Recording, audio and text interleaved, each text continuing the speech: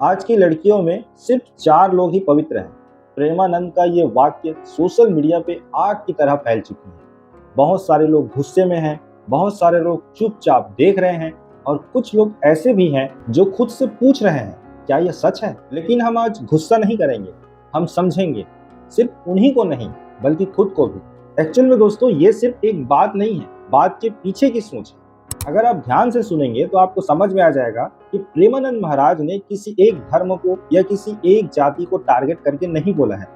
उन्होंने बस एक कड़वी बात कह दी जो शायद सुनने में अटपटा लगा, लेकिन सच ये भी है कि कहीं न कहीं ये बात हमारी सच्चाई पर चोट करती है। आज के दौर में आप खुद देख रहे हैं, सोशल मीडिया में सिर्फ दिखावा होता है और कुछ भी नहीं। रिश्तों में तो कोई मजबूती ही नहीं है, बस वहां पर भी दिखावा है और हमारे संस्कार की जगह ट्रेंड्स ने ले लिए हैं। यहाँ पर देखिए, पवित्र का मतलब सिर्फ शरीर नहीं होता, मन और आत्मा भी होनी चाहिए। अब देखिए, यहाँ पर हम अगर साइकोलॉजी फैक्ट से देखें, साइकोलॉजी भी ये बात मानती है कि जो बात आप रोज रोज खुद से करते हैं वही एक दिन आप बन जाते हैं। अगर हमारा समाज जो है वो दिखावे को बढ़ावा दे, रिलेशनशिप को एक खेल बना दे और खुद को दिखाने के लिए सच को अगर छुपा दिया जाए, तो फिर कैसे हम ये कह सकते हैं कि हमारा जो मन है वो पवित्र है, और कैसे उम्मीद करें कि हमारा चरित्र बचा रहेगा?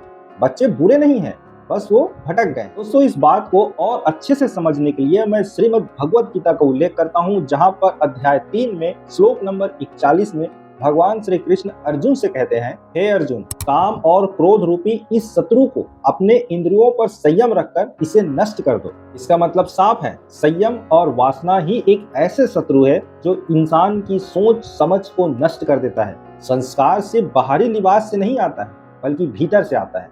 अब यहाँ पर सवाल ये आता है, क्या महाराज गलत है?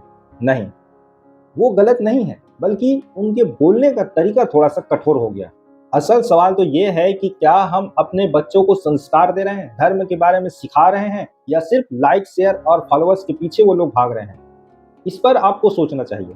अंत में दोस्तों, मैं आपसे कहना चाहूंगा कि इस वीडियो का मकसद किसी को नीचा दिखाने का नहीं है। अगर महाराज जी ने ये कह दिया कि 100 में सिर्फ 4 लड़की पवित्र है और मैं इस बात को आपके सामने लेके आया हूँ, तो मेरे कहने का मतलब ये बिल्कुल नहीं है कि मैं किसी लड़की को उसको नीचा दिखा रहा हूँ।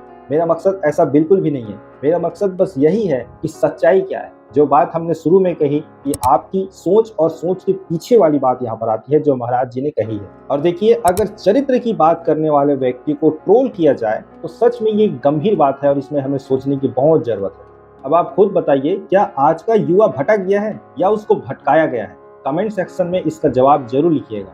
वापस लौटिए अपने धर्म की ओर, अपनी मन की शुद्धता की ओर। सब्सक्राइब कीजिए गरम प्याला चैनल। जय श्री कृष्ण।